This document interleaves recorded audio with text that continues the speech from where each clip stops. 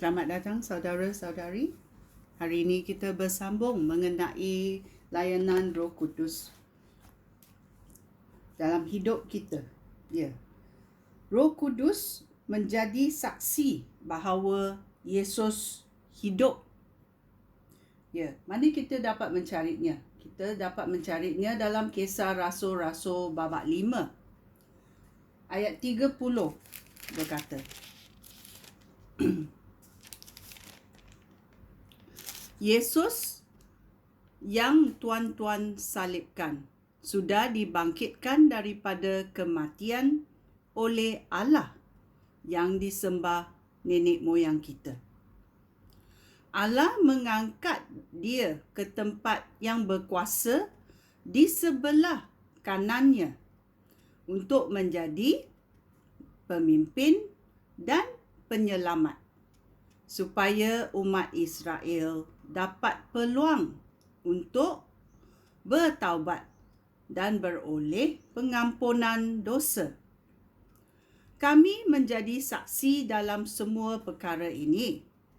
Kami dan juga Roh Allah yang dikurniakan oleh Allah kepada orang yang mentaati perintahnya. Ya.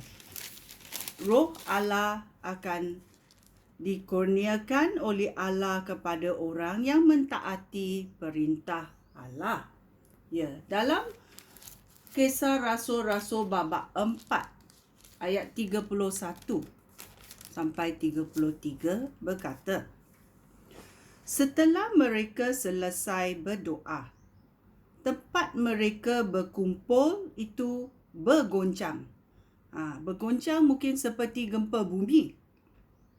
Mereka semua dikuasai oleh Roh Allah dan mula menyampaikan perkabaran daripada Allah yang penuh keberanian. Semua pengikut Kristus hidup sehati dan sefikiran. Inilah yang sangat penting. Kita mesti ada sehati dan sefikiran sebagai umat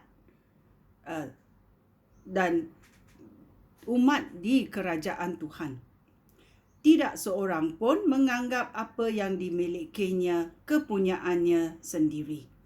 Mereka saling berkongsi milik dengan kuasa yang besar. Rasul-rasul itu memberikan kesaksian tentang kebangkitan Tuhan Yesus. Oleh itu, Allah sangat memberkati mereka. Ya, Allah sangat memberkati mereka yang mentaati perintahnya. Ya. Kita juga tahu bila kita membaca Alkitab, kalau tak ada Roh Kudus membimbing, kita membacanya hanya sebagai sejarah. Tetapi bila Roh Kudus membaca bersama, bila kita menjemput Roh Kudus membaca bersama, ayat Tuhan akan memberi kita pemahaman yang baru. Ya, kerana Roh Tuhan itu memberi kita pemahaman yang baru dalam ayat Tuhan. Mari kita mencarinya dalam 1 Korintius babak 2. Ayat 9 dan 10. Mari kita mencarinya 2. Ayat 9 dan 10. 1 Korintius babak 2 ayat 9.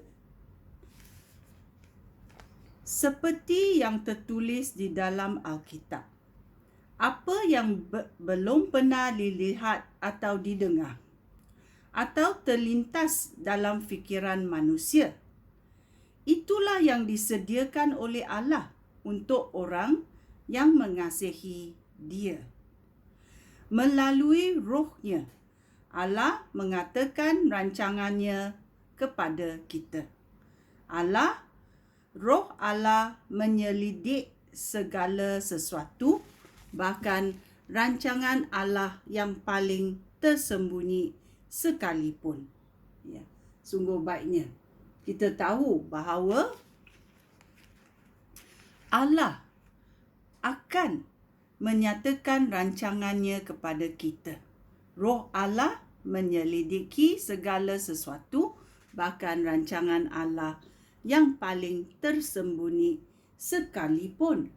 Supaya kita tahu, bila kita menjadi sahabat baik Roh Kudus, dia akan memberitahu kita apa rancangan daripada Allah.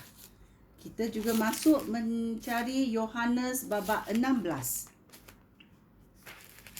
Yohanes babak 16 ayat 13 berkata, "Tetapi apabila Roh yang menunjukkan apa yang benar tentang Allah itu datang, Roh akan membimbing kamu supaya mengetahui segala kebenaran itu. Roh tidak akan mengatakan apa-apa menurut kehendaknya sendiri. Dia akan mengatakan apa yang didengarnya dan memberitahu kamu perkara-perkara yang akan berlaku." Ya. Dia akan memberitahu kita apa perkara-perkara yang akan berlaku. Bukan dalam minda kita sendiri, tetapi dikurniakan perfahaman ini daripada Roh Kudus. Itulah kita mesti selalu berdekat dengan ayat Tuhan supaya kita boleh dengar. Bila Roh Kudus berkata kepada kita, kita dengar suaranya dan kita faham. Kita mengenal suaranya. Dia memberi kita pemahaman baru dalam ayat Tuhan. Ya. Sekian. Terima kasih. Shalom.